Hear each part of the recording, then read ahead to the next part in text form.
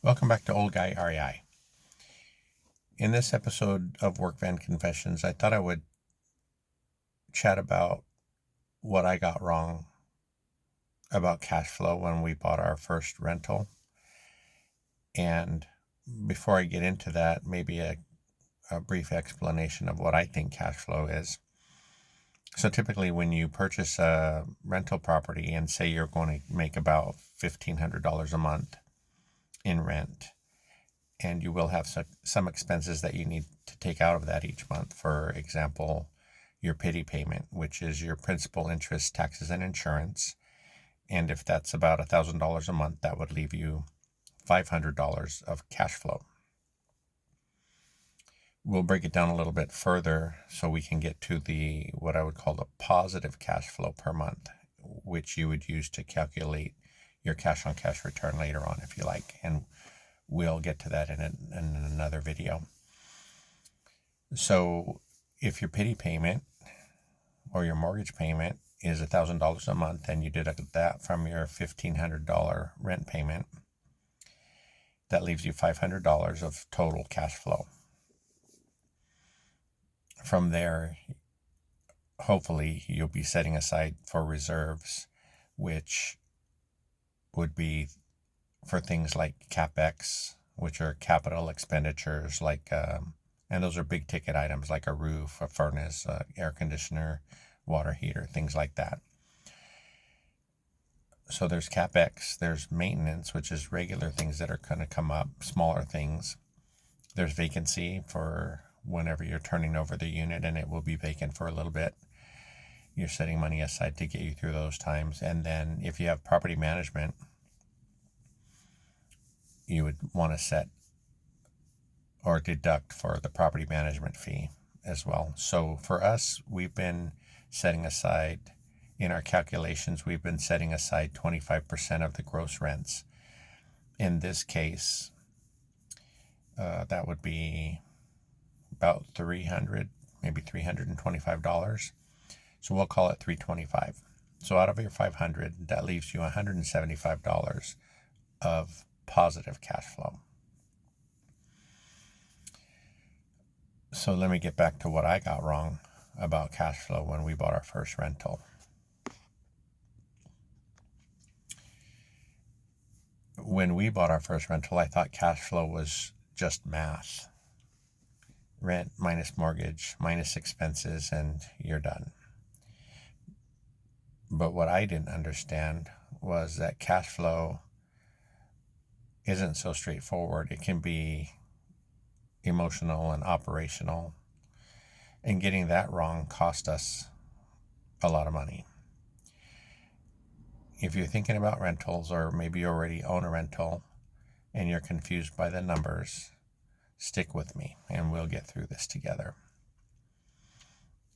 I thought cash flow meant if the rent was higher than the mortgage, we were good.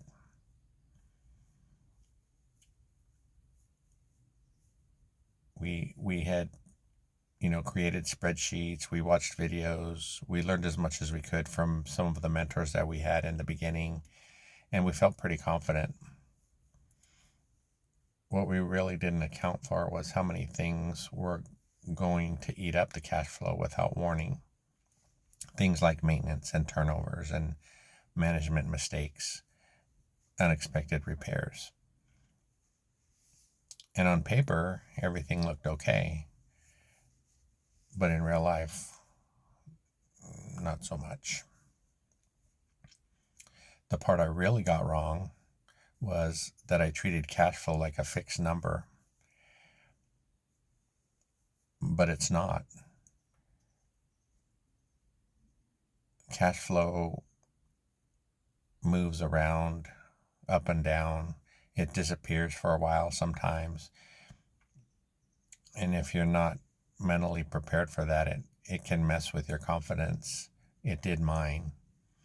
There were months where I wondered if I had really messed up. Not because the deal was bad, but because it was really different from what I thought. Now when I think about cash flow, I think about it really differently. I expect it to be inconsistent. I budget for annoyance, and I assume something is going to break. Now I judge deals over time, not month to month. That's not realistic. Cash flow didn't quiet my chaos at first, but having a better understanding of it did. If you're just starting out,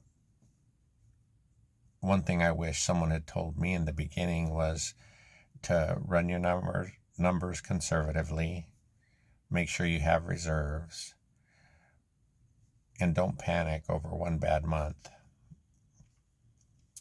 Don't confuse being busy with being profitable. If you go into it thinking cash flow is smooth, you will be disappointed. But if you go into it knowing that it's uneven, I think you'll be fine. And we're finding out that we're going to be just fine. And I'm sharing this because nobody benefits from pretending this is real estate investing is easy. If you're already in it, you're not broken. If you're thinking about getting into it, just come in with your eyes open.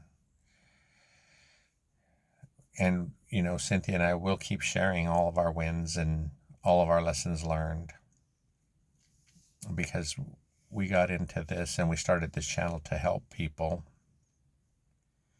that are maybe haven't started yet or are thinking about getting started.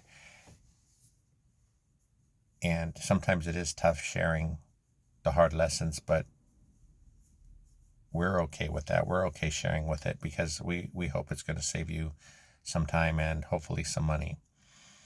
So if you want to continue on the journey with us, just hit that subscribe button. We'll be making more videos talking about different subjects, going over more of the hard lessons and things like that. We've been actually at it we just hit 5 years in August since we were able to restart on our journey again. The first time around was pretty tough and we lost those properties, but it took us some years to get back into it, but I'm glad we did. So thanks for watching, and we'll catch you in the next video.